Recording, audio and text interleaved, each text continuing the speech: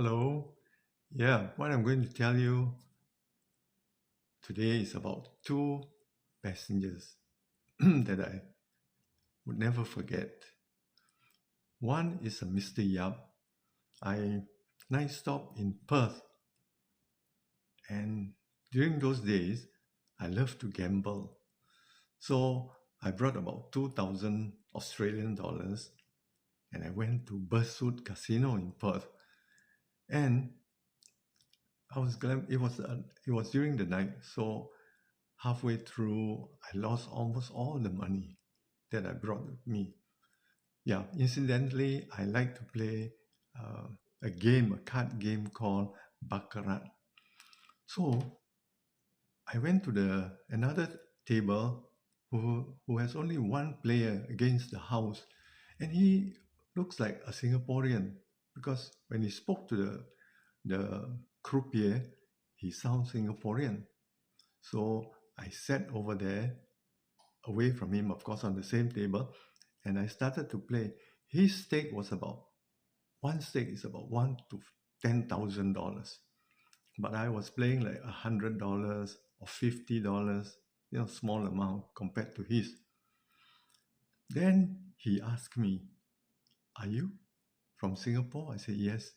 So he introduced himself as Mr. Yap, and he's a businessman. He was a businessman. He told me. So he asked me how was I doing. I said I almost lost all my money, and that's all I have, a few $100s.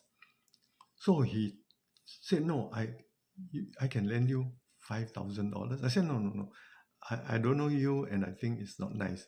So, but anyway, he tossed a $5,000 uh, chip to me, and he said, "You just follow what I play, right? There's a banker and player. You just follow me, right? I'll be the leader." I said, "All right." He said, "Don't worry about the payment. If you lose all those $5,000, forget it, right? But if you win and if you like to pay me," he told me he stays somewhere around the Cathay Cinemas, Sleggy Road or somewhere there. I said, "All right."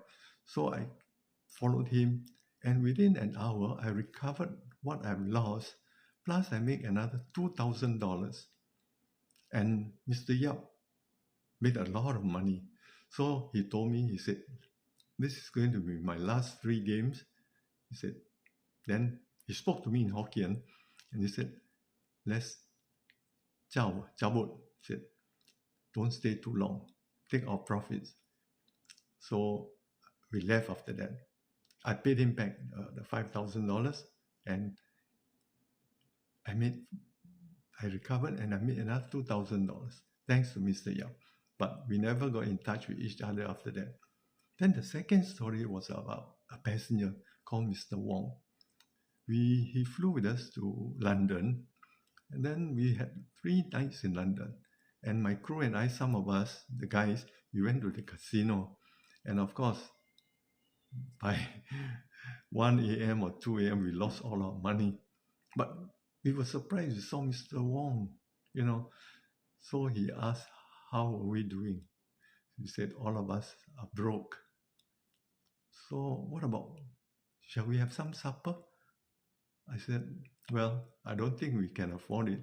In fact, we can just afford to take the private taxi back because after midnight there wasn't any more tube train, back to the hotel." He said, "Never mind, I'll send you all back, okay? So come, let's have some supper." So he bought us supper, and then after he sent us back. Then the next day he came over to the hotel, and he sat with me and a few of my colleagues at the piano bar at the lobby. It was about noon, I can't remember, but around that time. Then he came and whispered to me, and he pushed about a stack of 20 pounds note. I think it was worth about £1,000, which was equivalent then about $7,000. He said, "You see, the girl the stewardess, SIA stewardess, was checking out at the counter there. She was paying her bills. You go up to her and you give her this money and quietly tell her it is from Mr. Wong, and she will know." Okay, that's all. So I went up to this girl And I said, Mr. Wong has asked me to pass this to you. Oh, she was surprised. Oh, I see. Okay, thanks very much. And she left. She went to the transport, and she and the crew left the hotel for the flight. So when I went back, I talked to Mr. Wong. I asked, who was that? Your ex-girlfriend? She said, no, that was my niece.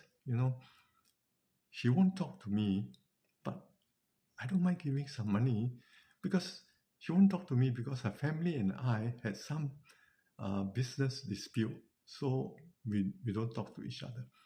She was a drug addict before she was a stewardess. SIA saved her because of the job, the stewardess job. She is now a changed girl, very nice girl, but still she won't talk to me. That was what Mr. Wong told me. Of course, she bought us coffee at the lobby, and we drank, listened to the music. Yeah, those are were the two passengers I met who were very nice to us. Not the first one, Mr. Yap wasn't our passenger, but Mr. Wong, the second one was. Sorry about that. Thank you.